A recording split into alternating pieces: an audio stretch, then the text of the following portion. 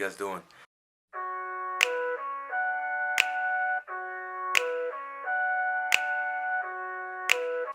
So, pretty much got all the loose parts out right now. I think I'm going to try to get some of the front end done. I'm not going to take it completely apart just quite yet, because like I said, I might be moving. I'm not quite sure yet. Again, so I don't want to get too deep into it, especially if it's not running. At least on the back end. I will make this car nice, trust me. But obviously, first step for me, because I messed up last time trying to make it nice before it ran, is I'm going to make it run before I make it look nice. So the trunk, you know, the hood, things like that, where I can pay money for that later after I get it running, I'll do that.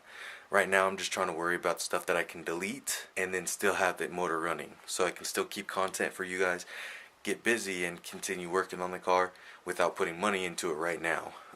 Because when I do get that engine, wiring harness, all that stuff, that's all I want money into it initially.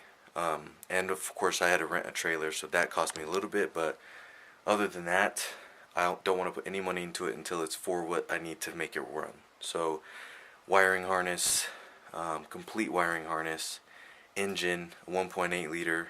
Then I need battery, of course, and all the fluids to put in the engine. We already have the transmission, we already have the exhaust. So the good thing is we have mostly everything.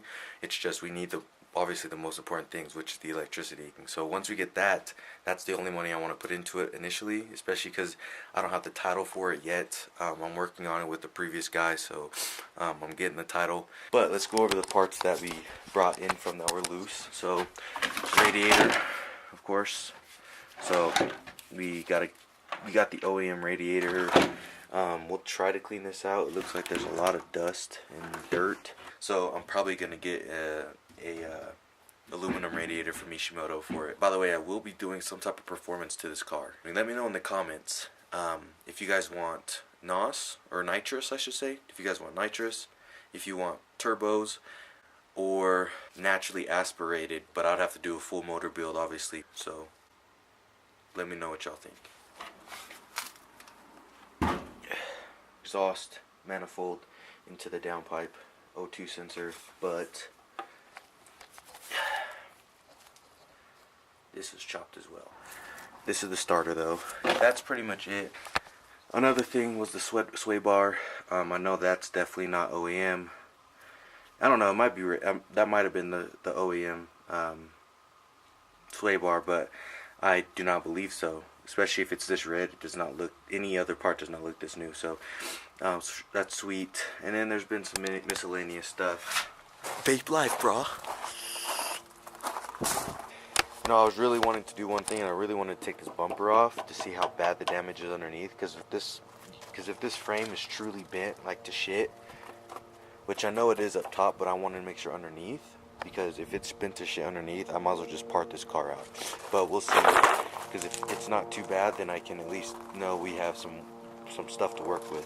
But that's basically the progress today. Is I'm working on the AC. Try to get this out because I do not need it. Problem is I don't have a wrench big enough to fit this. I was using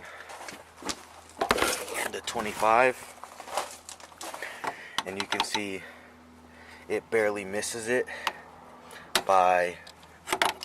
This is probably a 26mm bolt. Harbor Freight is going to be my best friend. I'm also planning on possibly moving this to the garage, just because I can actually work on it in there, have all the parts right behind me, tools right behind me, instead of me having to walk around the house to it, all that fun stuff. And the other thing that I didn't say is I got it off the ground a little bit, just enough for me to slide under there. It's obviously not the best because it's gravel, so as of right now, see, this is weird. Look at this. There's a damn screw in the side of this damn, like, you know how hard you have to be going for a screw to be sideways like this in your bumper? Like that? That's ridiculous. Let's get started at least on this light.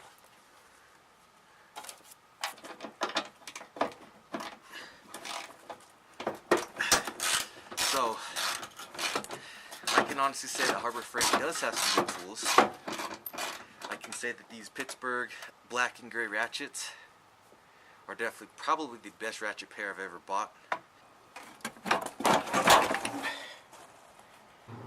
you guys have a great rest of your day. I hope you guys are ready for the new year. It's going to be a great year this year, not only for me with this car, with my family, but hope with you guys too. I'm going to keep my content as frequent and as much as possible, so you guys get as much.